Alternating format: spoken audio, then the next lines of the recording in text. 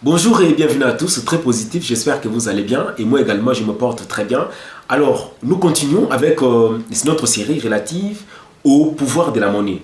La vidéo précédente était axée sur l'analyse du premier bloc, les pouvoirs d'origine externe à la monnaie. C'est-à-dire les pouvoirs où nous avions parlé du pouvoir délégal et puis les pouvoirs issus de l'acceptation populaire. Aujourd'hui, je vais analyser les pouvoirs qui font partie du deuxième bloc, c'est-à-dire le bloc d'origine interne, ou bien les pouvoirs d'origine interne. Ça veut dire qu'il y a des pouvoirs qui sont rattachés à la monnaie à partir même de sa création. Et ces pouvoirs-là, comme je l'avais dit, sont au nombre de deux. Les premiers pouvoirs, il s'agit de ce qu'on appelle les pouvoirs d'achat. Je pense que vous en avez déjà entendu parler, mais vous en savez quelque chose. Et puis le deuxième pouvoir, il s'agit du pouvoir de choix. Mais je commence d'abord par les pouvoirs d'achat pour faire comprendre de quoi il s'agit exactement. Comme je l'avais dit, vous allez peut-être vous étonner de savoir que la monnaie est revêtue de plusieurs pouvoirs. Je crois que dans la vidéo précédente, vous avez déjà découvert les deux premiers pouvoirs. Alors, le pouvoir d'achat, de quoi s'agit-il? Alors, le pouvoir d'achat en économie, c'est un ratio, c'est un rapport entre deux grandeurs. D'une part, vous avez les niveaux de revenus, bien les volumes de revenus que dispose un consommateur, et puis le niveau général de prix, ou bien les prix pratiqués sur les marchés. Alors, de quoi il s'agit concrètement? Il s'agit tout simplement de la quantité de biens et services que le consommateur peut acquérir, n'est-ce pas, sur le marché, tenant compte du prix qui est pratiqué sur le marché. Parce que comme je l'avais dit dans la vidéo précédente, que les prix qui sont rattachés à des biens ou à des services sur le marché ne sont rien d'autre que le nombre d'unités monétaires que chaque consommateur doit débourser pour pouvoir acquérir ces biens ou bien pour acquérir ces services-là. Donc ce qui veut dire que dans le pouvoir d'achat, il s'agit de la capacité tout simplement que la monnaie donne aux consommateurs de pouvoir acquérir une certaine quantité de biens et de services sur le marché. Et donc, si par exemple, je dispose de plusieurs unités monétaires sur base du niveau général des prix sur le marché, j'aurai peut-être la possibilité d'acquérir une quantité abondante de biens et de services, pourquoi pas. Et si j'en dispose en petite quantité, je n'aurai pas la possibilité d'acquérir une quantité abondante, peut-être juste une petite quantité de biens et de services sur le marché.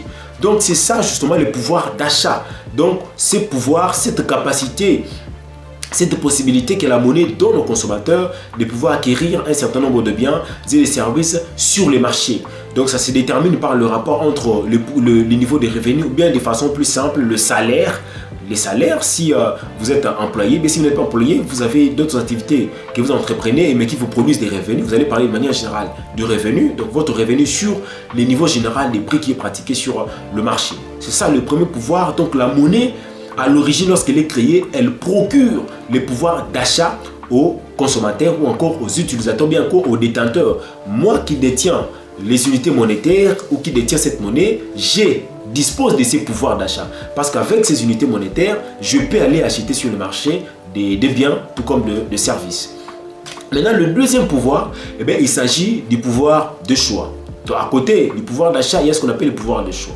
Vous savez que tous les jours, comme je l'ai toujours dit dans toutes mes vidéos, que tous les jours, la bataille quotidienne de l'homme, c'est satisfaire le besoin auquel il est confronté.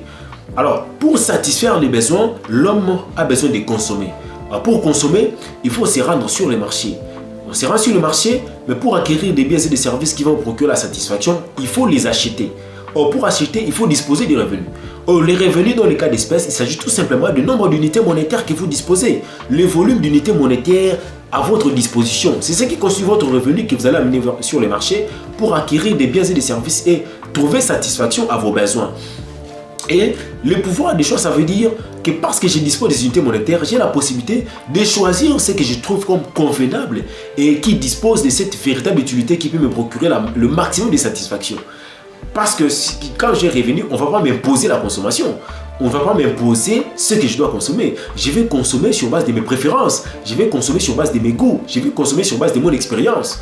Donc, j'ai la possibilité d'opérer le choix que je veux sur le marché.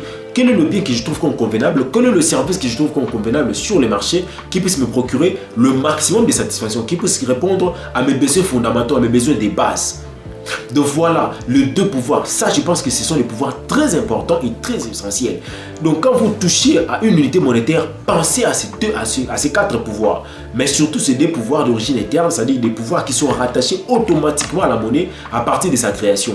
Vous avez les pouvoirs d'achat et puis vous avez les pouvoirs de choix. Donc, je reprends. Nous avons dit que j'ai recensé 4 pouvoirs auxquels est revêtue la monnaie.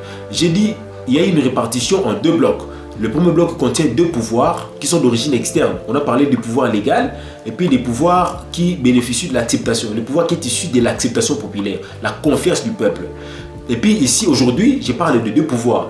Le pouvoir d'origine interne.